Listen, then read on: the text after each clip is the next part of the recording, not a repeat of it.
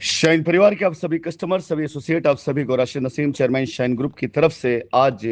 भारत देश की आज़ादी की पर्व की बहुत बहुत बहुत बधाई। साथियों, आज सुबह का ये संदेश मेरा उन सभी कस्टमर्स के लिए, खासकर जिन कस्टमर्स ने शाइन नारायण स्क्वायर में अपनी रजिस्ट्रियां कराई, चाहे जैसे कराई हो, आपको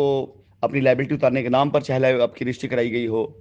या आपको सस्ती दुकान दिलाने के नाम पर रजिस्ट्री कराई, कुछ भी हो, आज की तारीख में ये प्रोजेक्ट पूरी तरीके से जांच का विषय है, जिसमें जांच एजेंसी पूरी तरीके से जांच कर रही है और आप सभी कस्टमर्स को इसकी नोटिस इशू की जा चुकी है,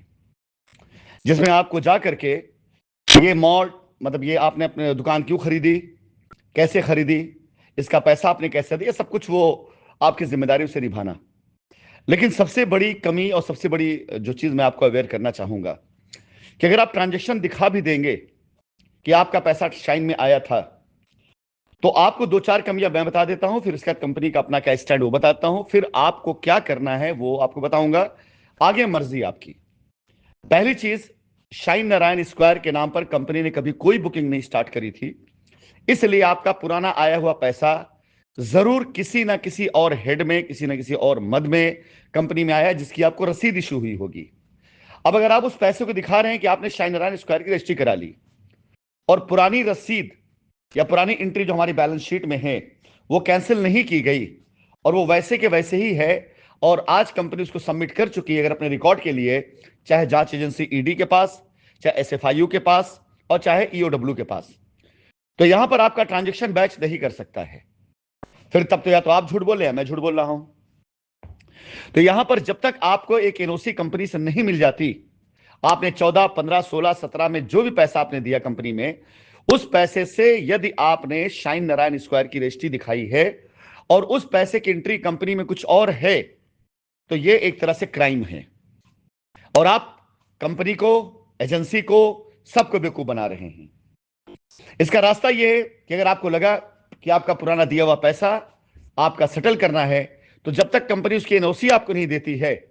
आपने एनओसी ली या नहीं ली, ऐसा तो इस पैसे के वजह में आपने कोई रजिस्ट्री करा रखी हो, उस पैसे के वजह में आपको कोई गाड़ी इशू हो चुकी हो, उस पैसे के वजह आपस कोई और रसीद हो और आपने उससे एफआईआर कर दी हो और बाद में उसी पैसे के वजह पर आपने रजिस्ट्री भी करा ली हो, बहुत कुछ ऐसी बहुत संभावनाएं हैं जो आपके मामले को खराब करने के लिए बहुत काफी हैं। तो आप कस्टमर्स के लिए सबसे पहली जरूरत है, अगर आपकी शाइन नारायण स्क्वायर में रजिस्ट्रियां हैं, तो आप सबसे पहले, अगर आप एक फेयर इन्वेस्टिगेशन में सपोर्ट करना चाहते हैं और आप चाहते हैं कि आपको आपका पैसा मिले,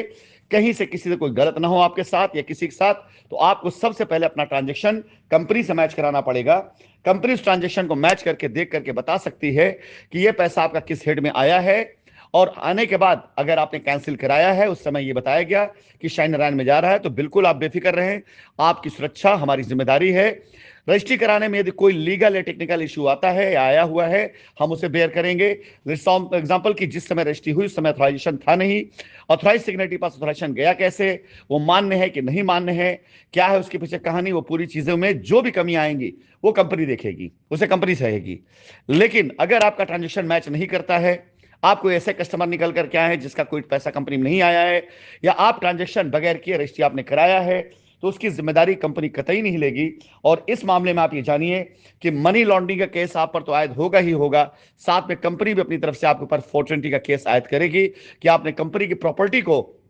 ब्लैकमेल करके या कंपनी की जानकारी के बगैर अपने नाम पर रजिस्ट्री कराया है। फैसला आपको करना है, 2 दिन का वक्त आप पास में है। 2 दिन के अंदर अंदर अगर आपके पास मेरा संदेश पहुंच जाता है और 2 दिन के अंदर अगर आपको होश आ जाता है, कल आ जाती है कि आपको कंपनी साथ मिल करके अपने मामले को निपटा लेना चाहिए, तो संपर्क करिएगा गेट नंबर 8 पर, और नहीं तो जैसी आपकी मर्जी, आगे आप अपना काम देखें, मैं अपना काम देखता हूं।